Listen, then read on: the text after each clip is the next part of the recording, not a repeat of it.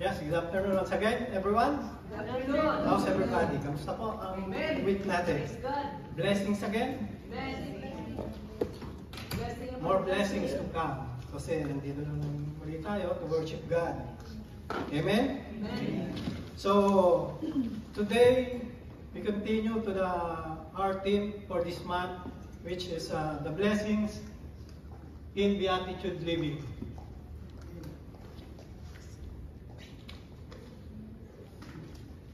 And the title of my message today is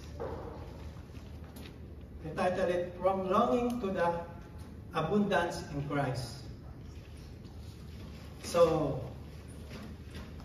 the Sermon on the Mount related in Beatitude living, according in Matthew chapter 5, has much in common with the teaching in Jesus related in this passage today, in the Gospel of Luke, which we see in chapter 6. It is widely recognized that Luke chapter 6 teaches in abbreviated form of the Matthew. We all know that the Matthew is a Beatitude living, we found on the Matthew chapter 5, teaches in greater detail. Last week, we hear that on message of Pastor Len.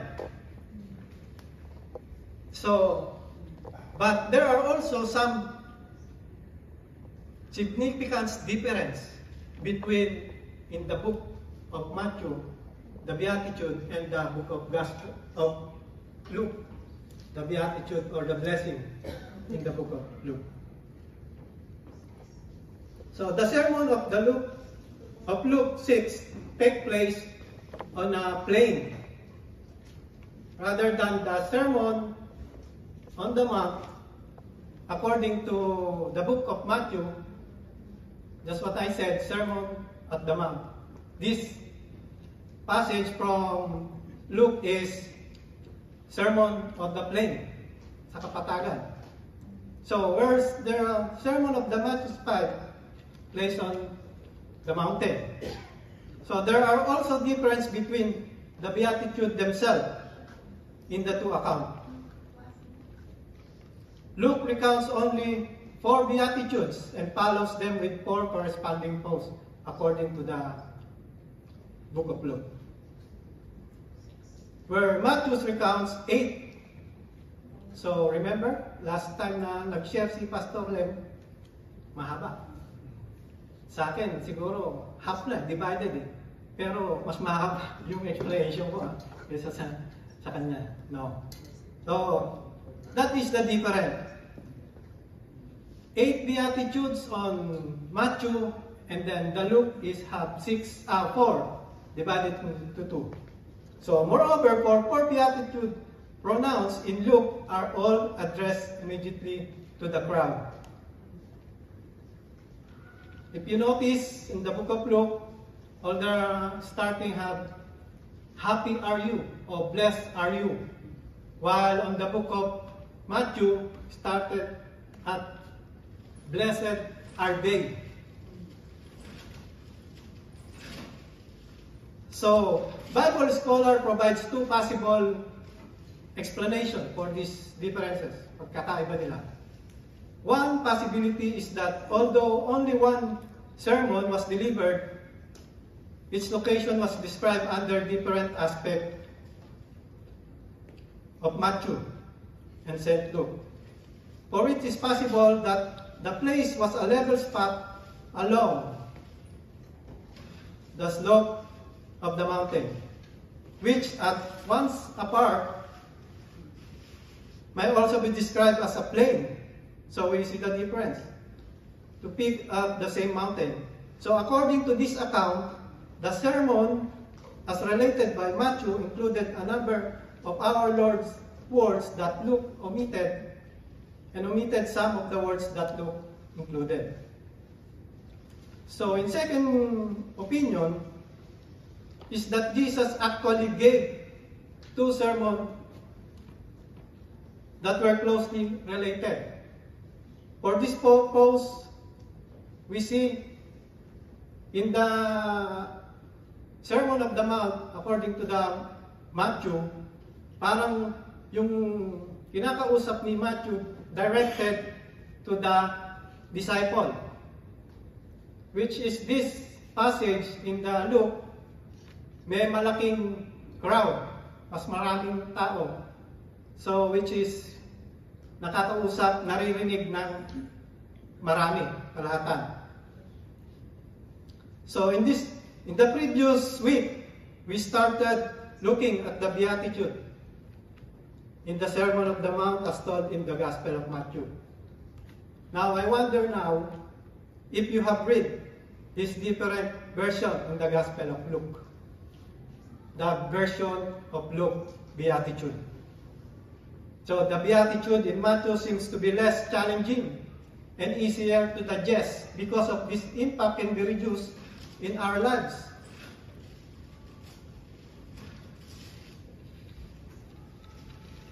But in the Luke, the Gospel of Luke also has 8 but divided up into 4 Beatitudes which deals with the inward spiritual condition and 4 corresponding woes. So dealing with the outward condition, Luke Gospel calls it the Sermon on the Plain, as Jesus and his disciple had met higher on the mountain but had come down lower to where the crowd were gathered. So the Sermon on the Plain maybe is shorter but tougher and punchier. So now, let us focus and let's read together again our verse for today.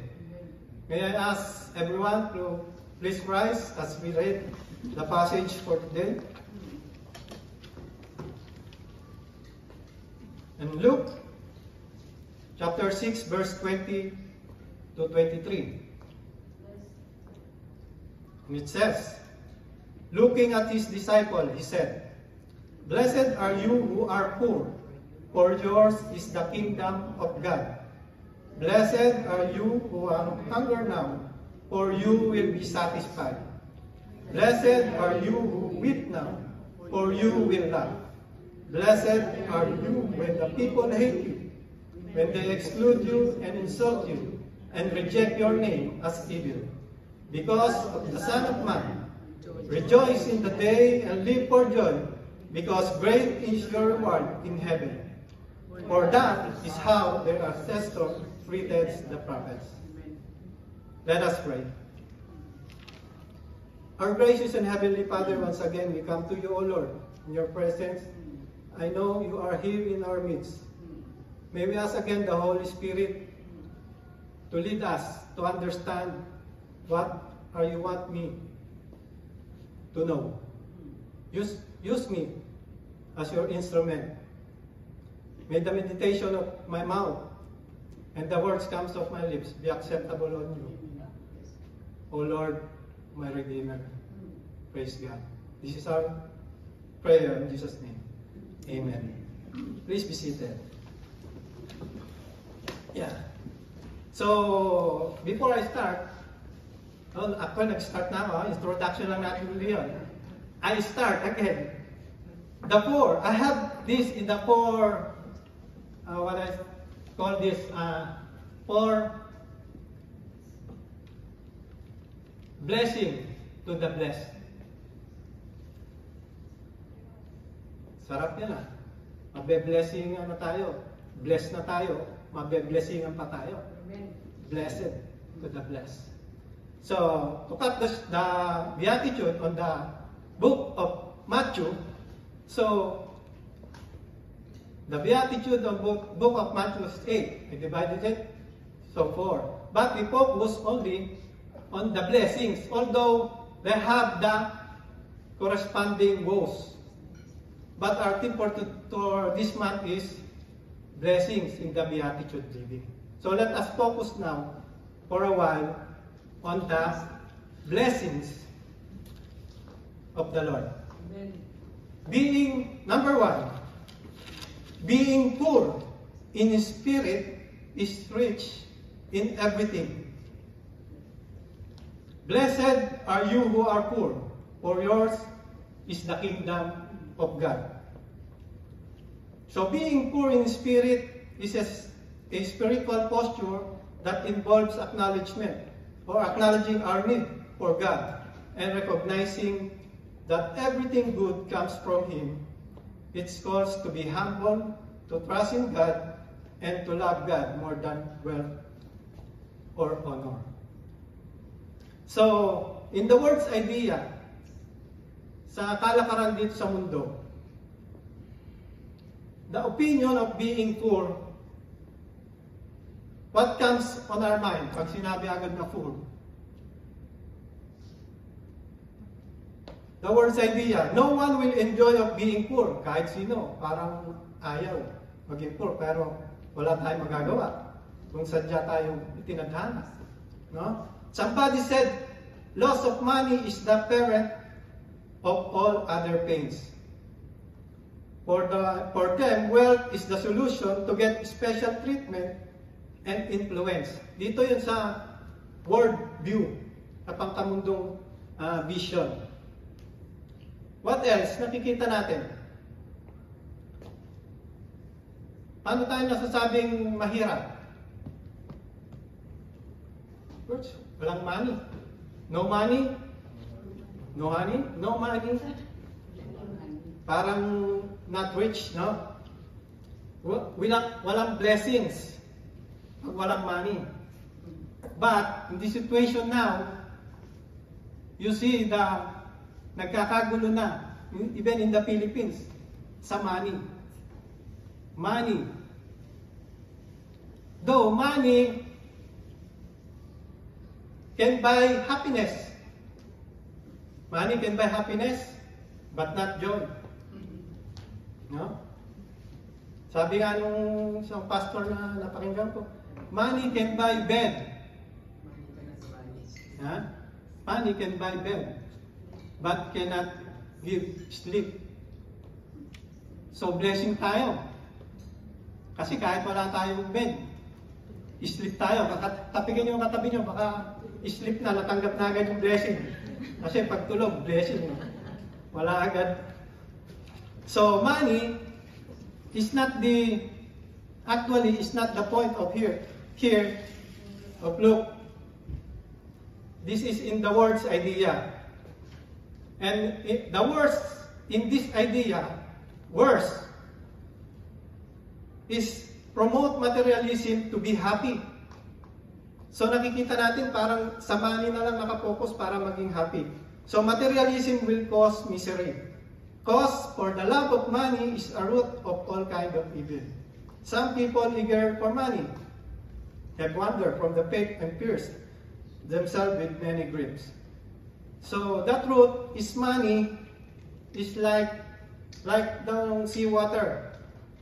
If you experience na nag-swimming sa beach, yung, I don't know, yung beach dito, parehas dun sa beach natin na medyo maalat. Seawater daw. No? Kasi pag nakainom ka ng tubig ng dagat, mas lalo kang nauuhaw. Seawater, yung maalat. So, the more you drink, the thirstier you get. Yan ang worst sa worldly view of we focus on the material. But Matthew or Luke have a corresponding role and reward for us in every point, in each blessings that we receive.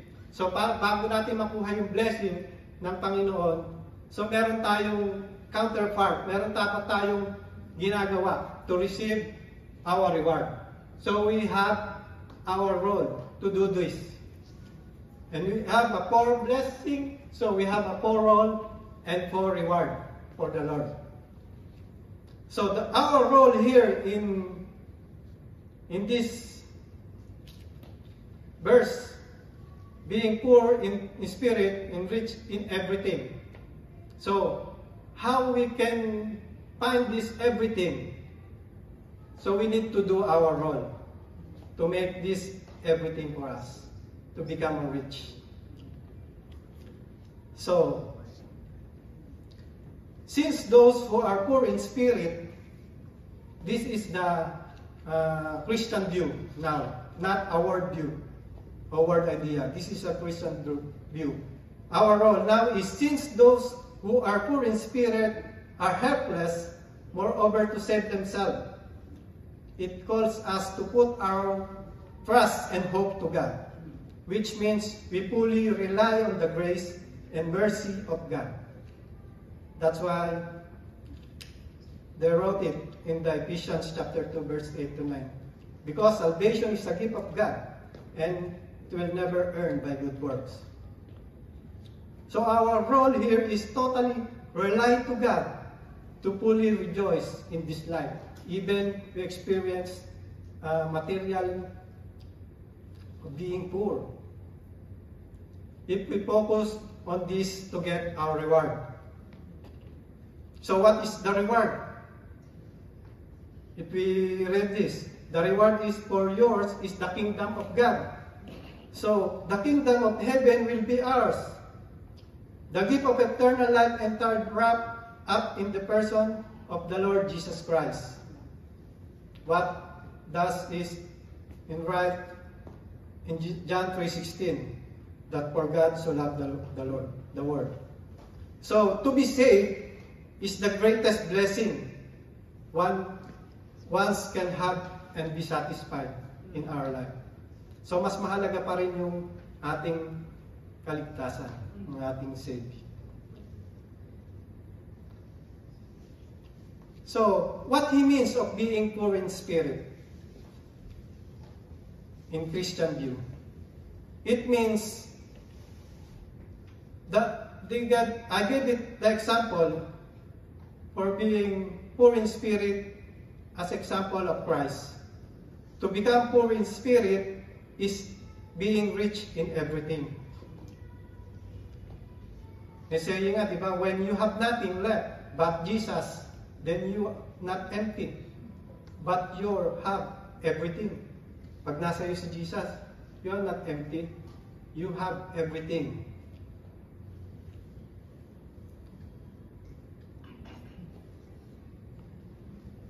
And the example of a Christian, the first one is example of Christ. And example of being a Christian is let us submit and surrender to God now, or be sorry forever. Let us submit and surrender to God now, or be sorry forever as a Christians.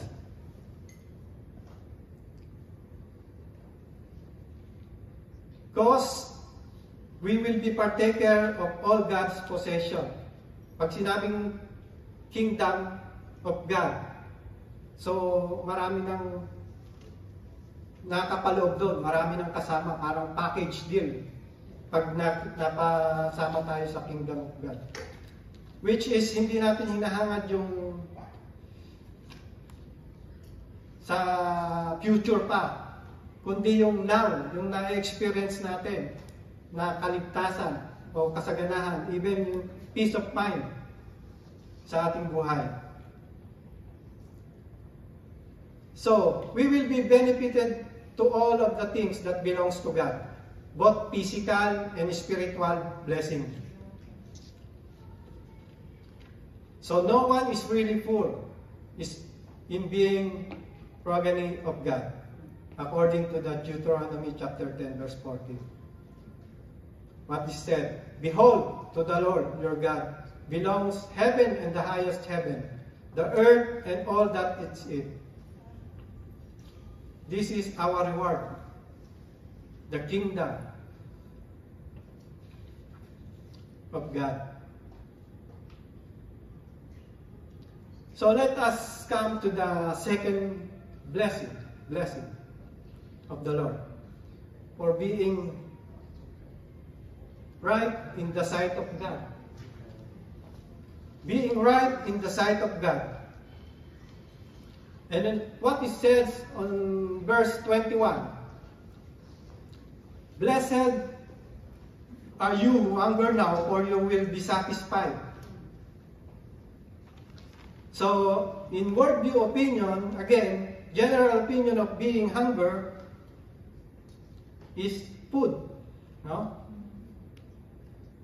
But we take a look later in Christian view. So, in the word's idea, this verse directly addresses those who are currently experiencing hunger. However, the hunger referred to is not just physical only. It is also symbolized a deep yearning or spiritual hunger for righteousness. Hunger for righteousness, justice, and closer relationship with God. Not just only physical hungerness. So the words in this idea, we see the word's idea. And now, let me think. We see the words in this idea. The words in this idea, being in physical hunger, making decisions not good. Maybe possible. Pag gutom nga tayo, nakakapag-decide tayo ng hindi maganda. O minsan, hungry pa, galit pa. O mainit ang ulo, gutom. Experience that? O what's time now? Gutom na ako. Kailangan tapos na. That's the other idea. But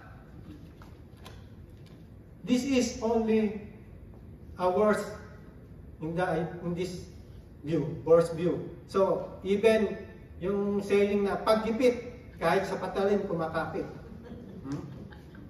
Ito yung hunger. Kailangan eh.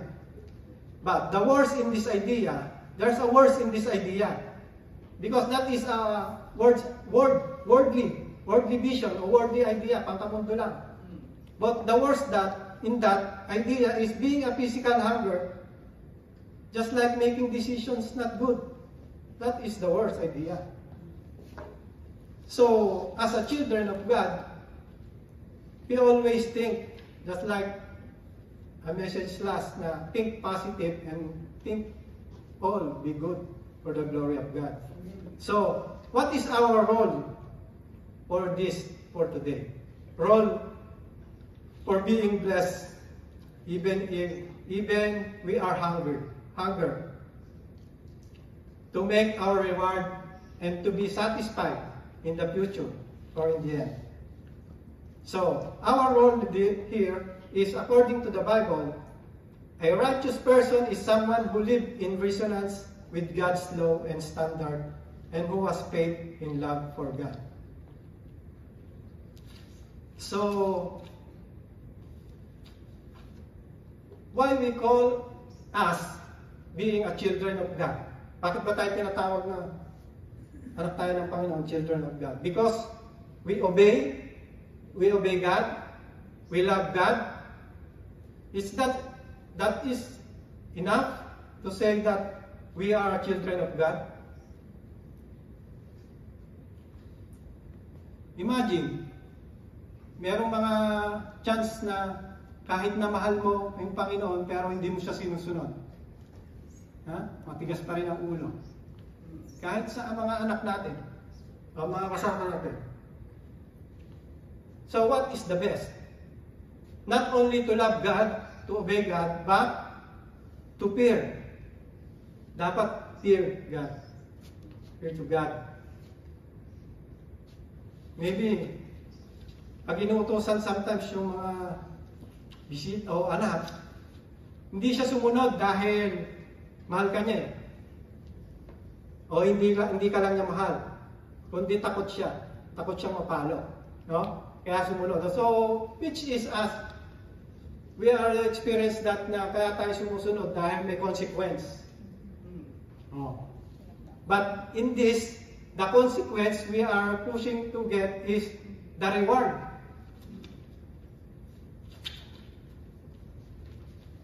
So, according to the Bible, Righteous person is someone who lives in resonance with God's law and standard.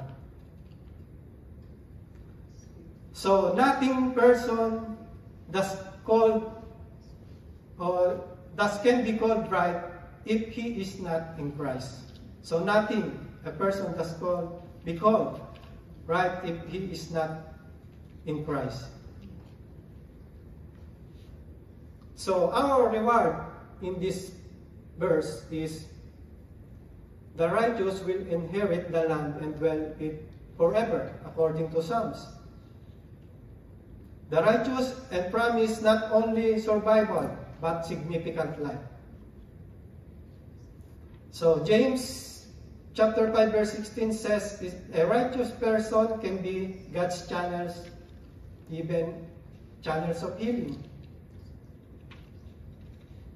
In a simple sentence, Jesus tells us our hunger and thirst for righteousness determines our spiritual health condition. And I give again these two examples. Example of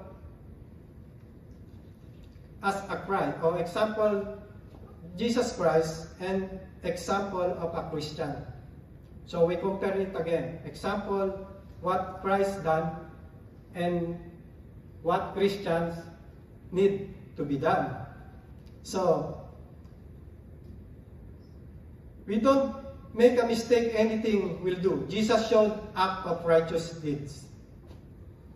Remember, Jesus did not tolerate wrong things in the temple. In Matthew chapter 21 verse 12 to 13, Jesus entered the temple area and drove out all who were buying and selling there. He overturned the table of the money changers and the benches of those selling doves. It is written, he said to them, my house will be called a house of prayer, but you are making it a den of robbers. So being hungry and thirsty in a Christian view, thirsty to righteousness or hungry in righteousness, is in resemblance or likeness of Jesus' mindset. So kailangan the same as Jesus' mindset. So being a Christian, the example for Christian is, if we read the book of John, or 3 John chapter 1 verse 9 to 12, there have a comparison between Diotrephes and Demetrius. We have a comparison in the passage. If we read that, I read this for now. I wrote to the church, but Diotrephes, who loves to be first, will have nothing to do with us. So, if I come, I will call attention to what he is doing, gossiping, malicious about us, not satisfied with that. He refused to welcome the brothers. He also stopped those who want to do so and puts them out of the church. So, dear friend, may paalala si Apostle John, anyone who does what is evil has not sinned. Dear friend, do not imitate what is evil, but what is good. Amen. Do not imitate. Huwag natin gawin yung masama. Even in the center of the church, nagkakaroon ng inggitan, jealousy. So anyone who does what is good from God, anyone who does what is evil has not seen God. So Demetrius is well spoken of by everyone, and even by the truth itself. So even if you suffer from hunger or thirsty physically, don't imitate the work of people who profit by wrong means. Don't imitate even if you feel hunger or thirsty.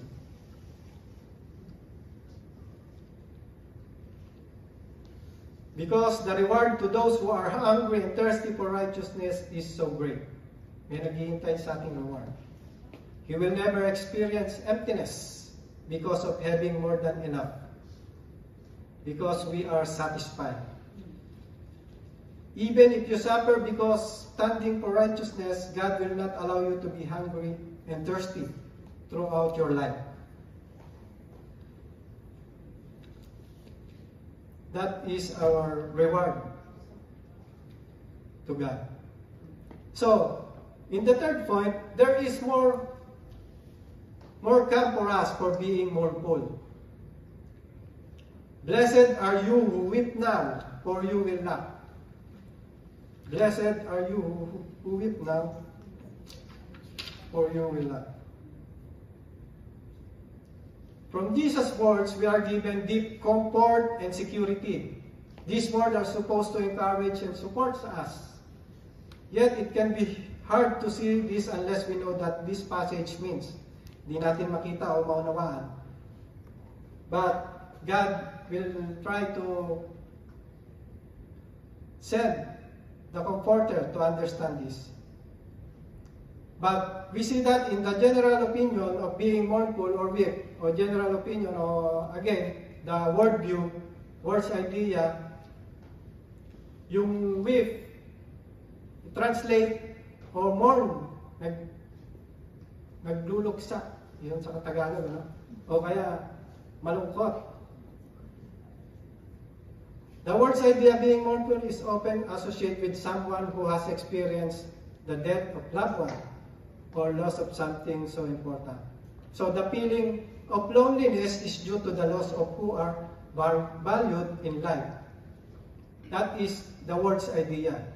And the worst in this idea is being sad causes society to allow person to find means of entertainment and have fun even the wrong way.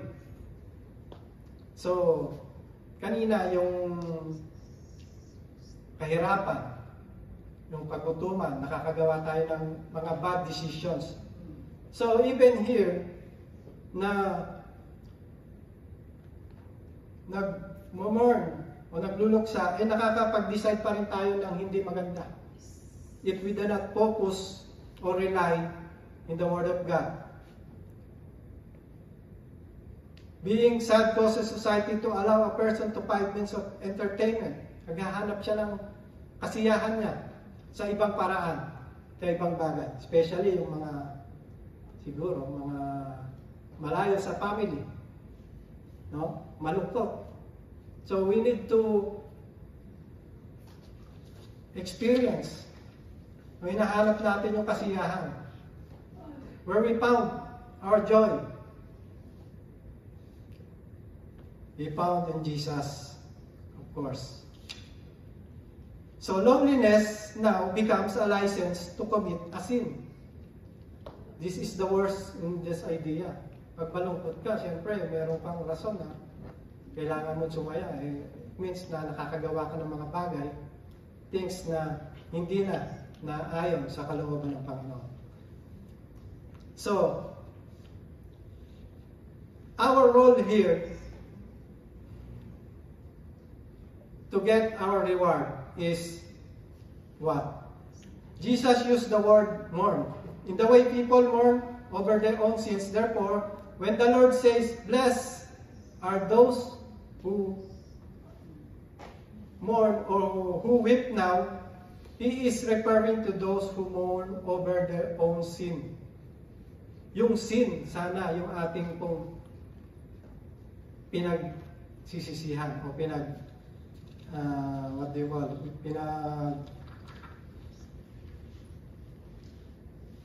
Pinagsisisihan o iniiyakan yung ayaw natin gawin na nagawa natin. This is what they said. The sin.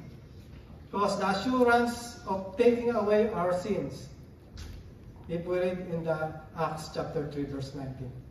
What is the Lord says? Repent, then turn to God so that your sins may be wiped out. The times of refreshing may come from the Lord.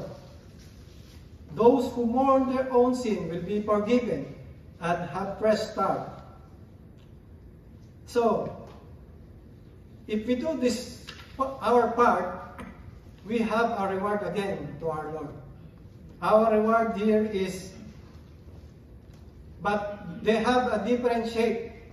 Paul gave different shape the two sorrows in our life. Godly and godless sorrow. So godly sorrow brings repentance that leads to salvation. Godly sorrow brings repentance that leads to salvation and leaves no regret. But worldly sorrow brings death. So what this godly sorrow has produced in you? What earnestness, what eagerness to clear yourselves. What indignation, what alarm, what longing, what concern. What readiness to see justice done. This is according to 2 Corinthians chapter 7, verse 10 to 11. This is our reward. God's sorrow, this is our reward.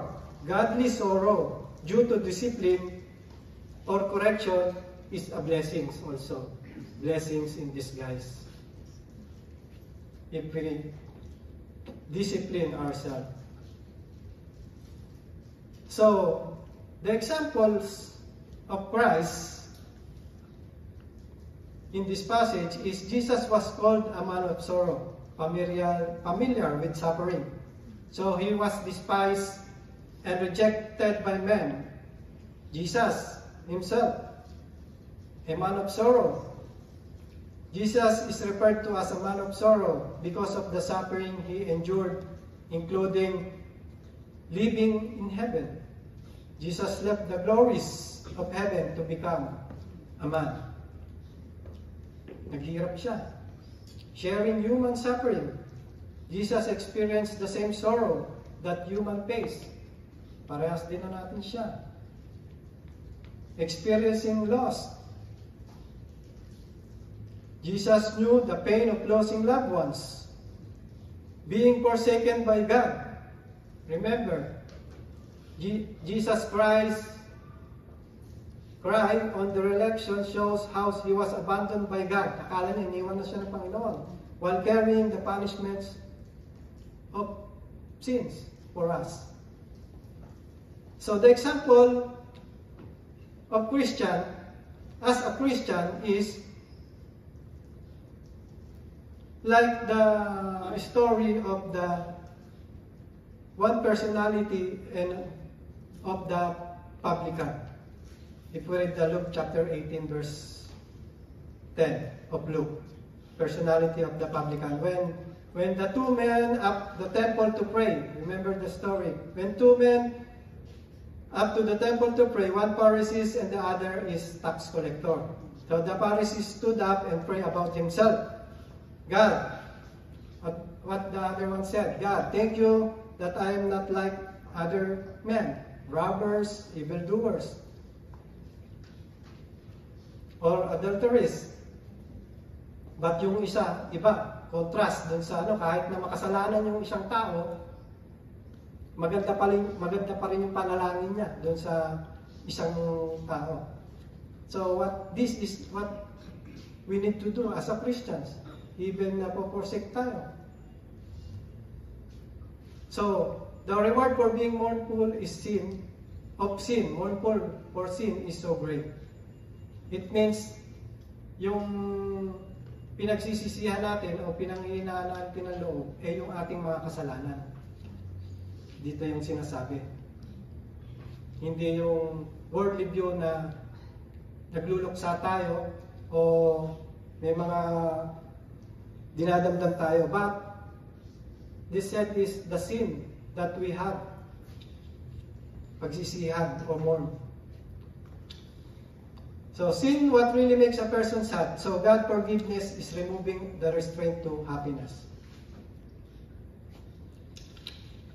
So in the last part, we have read this, the persecution is not really negative situation. The persecution is really not a negative situation. Even right now, we experience the persecution not only as a Christian, but even sa workplace, nagkakaranas tayo ng discrimination or others, but it's not a really negative situation. Meron pa rin positive na naibibigay ito sa atin. So the original word for persecution means to run after pursue with the intention of doing harm. Jesus told us that we should not be surprised when we are persecuted. Persecution is due to our devotion to Jesus in the Christian view. So, according to John chapter 15, verse 20, remember the words I spoke to you. No servant is greater than his master. If they persecute me, they will persecute you also.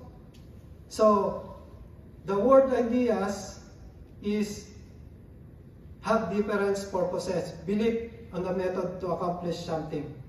So, this is due to the difference in purpose. Ito yung word idea na kaya dapat daw nating kalabanin din yung kumakalaban sa atin pag merong nag-persecute sa atin. Ito worldly idea. Kailangan tayong gumanti pag merong nag-persecute sa atin. But this is in generalization, opinion of persecution persecution. Kailangan mong bumawi. Ito worldly idea, not Christian idea. So the words in this idea is to promote and justify retaliation and the use of violence in order to succeed. Ito naman yung worst na mangyayari if we follow this worldly idea. This is the worst idea. What the Matthew said, chapter 5, on Matthew, verse 38 to 39. You have heard that it was said, even in the Bible said, eye for eye and tooth for tooth. But tell you, do not resist an evil person. If someone strike you on the right cheek, turn to him the other also. Pero wala na yatang ganun yan. Ha? Bawi na kung bawi. Lalo na kahit na within relationship, kahit na mag-asawa. Wala, bawian. But in Christ's view, it's not good. So our role here, to make our rewards again, even we are persecuted, we have something to do, or our role. So, in Colossians chapter 3, it says that we need to be forgiving and forbearant. Bear with each other and forgive whatever grievance you may have against one another. Forgive us, the Lord forgave you. Forgive us as the Lord forgave you. And over all these virtues put on love, which binds them all together in perfect unity. So this is our role. To make or to get our reward, so kailangan nating sundin yung role o follow the role. Kaya naman kay gaan daw ng pakiramdam, yung walang kasamaan ng loob, walang kaalitan as a Christian view. So our reward is do not be deceived. God cannot be mocked. A man reaps what he sows. The one who sows to please his sinful nature from the nature will reap destruction. The one who sows to please the Spirit from the Spirit will reap eternal life. Kaya mas lalong pinagpapala yung nagbabahagi ng pagpapala. Yan, blessing. Nagsishare ka ng blessing. You experience that? Pinagpapala ang nagbabahagi ng pagpapala. That's why blessed. Na-bless na tayo sa pag-blessing. So, what he means in negative, this situation. In the example of Christ, until his last breath, blessings came from the mouth of the Lord. If we read Luke chapter 23, his word is wavered in favor of his persecutor. If we continue to read this passage, the Luke chapter 6, verses 20 up to 26, we read as the corresponding woes.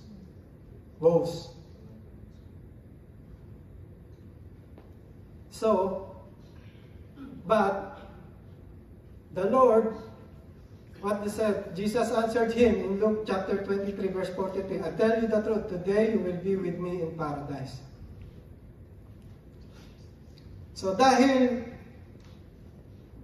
nag-focus tayo dito sa blessings, dahil mas madaling ibigay ng Panginoon yung pagpapala kaysa sa sumpa. It's easy to give our Lord the blessings rather than the curse. So kaya nag-focus muna tayo dito sa blessing. If you differentiate the difference between in the passage of Matthew, the 8 Beatitudes, which focus only the first 4 na pinili ko, kasi dito, these 4, what's that for? Persecution, yung blessing, poor in spirit, and being right in the sight of God, kaya natin gawin. Kaya natin gawin? No. Ito yung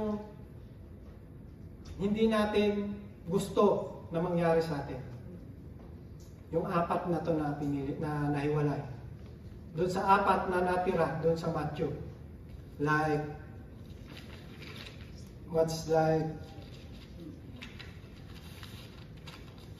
yung poor, hunger, weep, and hate.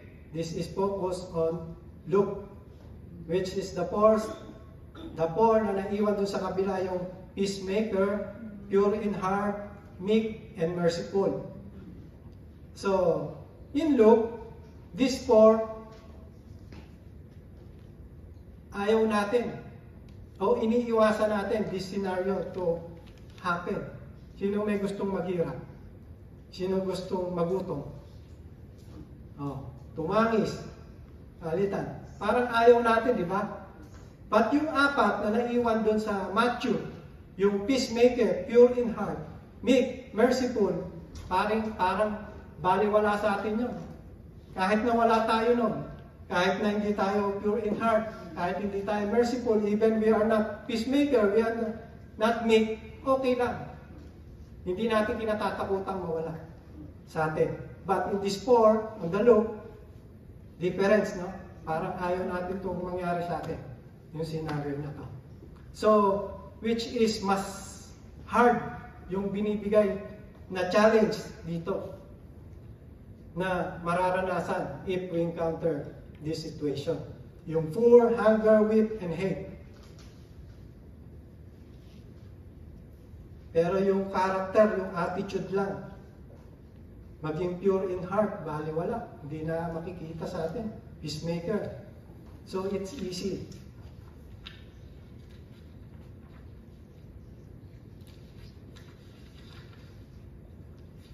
So, what is our reward in here? Our reward is eternal reward. Do not be deceived. God cannot mock. Alam niyo yung Panginoon kung saan tayo tutungo at saan tayo pupunta. Ito yung pinaghihirapan natin, yung eternal reward, yung eternal kingdom na naka-ready sa atin. And same as we experience this, same believer and non-believer is the same. May experience din itong mga blessings in the beatitude living. So, the true riches is come to the Lord and being satisfied or having a peace of mind. So, rejoice and be glad, because great is your reward in heaven. For in the same way they persecuted the prophets who were before you. according to James 1 verse 12, what it says. This is my favorite beatitude na naihiwalay, nasa book of James. James chapter 1 verse 12. Because all it said, beatitude, blessings, or be happy. So, meron din sa James chapter 1 verse 12. To receive crown of life as a compensation to steadfast. What it says? Blessed. So, blessing.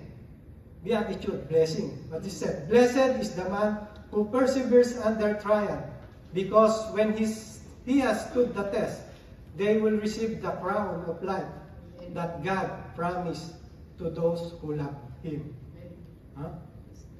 I translate. Kasi favorite ko, sa Tagalog ko na-translate. Mapalad yung mga taong nananatiling tapat sa kabila ng mga pagsubok. Pagkat matapos silang subukin, tatanggap sila ng gantimpala na ipinangako ng Panginoon. So, blessing, mapalad. I remember lagi, even yung sa childhood ko. So, pag nakakaranas ka ng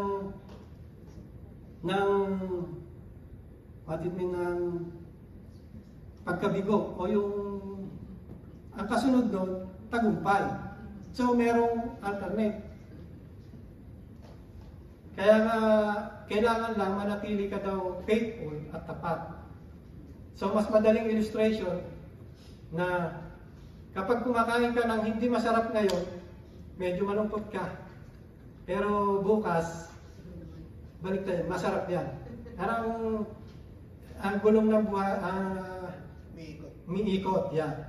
No? Yung gulong. Hindi laging nasa baba, mataas. Ganyan yung reward. But, kailangan lang, we still stand our faith in the Lord.